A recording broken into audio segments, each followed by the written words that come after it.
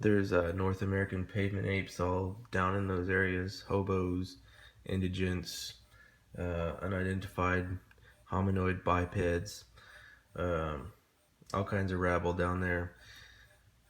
There's a lot of indigents living in Austin, a lot of homeless people. A lot of them are substance abusers. So the half that are kind of the, peace, love, hippie types don't pose much of a threat. That's cool. But substance abusers do. They're going to pose quite a threat once they get off their meds. Um, just because of how fucking crazy they are. Just the other day, I was coming out of Walmart off of 71 and 35. And as I'm hanging a right, there's this hobo sitting there on the corner with the cardboard sign and everything. He's just sitting there. And I go start to take my right, and this unidentified urban dwelling indigent anthropomorphic biped comes running across the street and freaking attacks the dude for no apparent reason. And he's sitting there pummeling him. And after about 30 seconds, he just like quits and takes off running in the opposite direction for no apparent reason. And I was just sitting there kind of like, okay. Right. Okay. Like, damn. I suppose that was probably a substance abuser that was off his meds. And those are the kind of people that you're going to be running to in these creek beds. Now, it's either one or the other. I mean, if you can't get home using normal roads, well, that's your only other option. Just understand that you're going to have to be prepared to do battle with some of these unidentified urban dwelling indigent anthropomorphic bipeds. So take your battle axe, take a suppressed weapon, and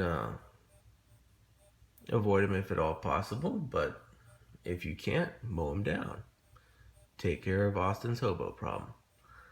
I think it's a bit it for now.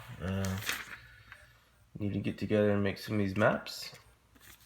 Maybe try out some of the bike ideas that Tommy was talking about earlier. Ways to carry more weight on your bike. But other than that, I don't know. Hit me up with some ideas, guys. One more thing I wanted to mention. I don't want to really try to figure out how to navigate by stars. Why? I've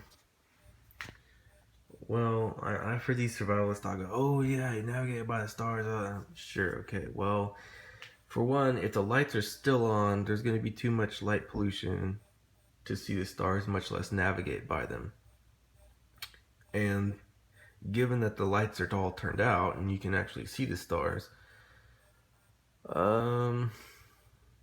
one of two things. One, how long is it really going to take you to figure out your position in relation to where you're trying to go by the stars when minutes count? I mean, you could sit there probably for half an hour trying to figure out where you need to go, and you could have been using that time to already be running down a set of train tracks or falling a creek bed. Two, how do you know that you're going to be able to see the stars if the lights are out? There's these things called clouds. I mean, this entire month, it's been cloudy nights pretty much without cessation. I mean, I don't remember a clear night we've had in the last 30 or 35 days. So you're just gonna sit there and wait for a month for the stars to come back out? No. Navigation by stars is not something for me. Although, I mean, it would be an interesting skill to learn, I guess, down the road. I don't think it's immediately practical for what we're trying to do. So, feel free to tell me I'm full of shit. I want to hear feedback from you guys, what you think. And I guess I'll sign off before this video gets too long.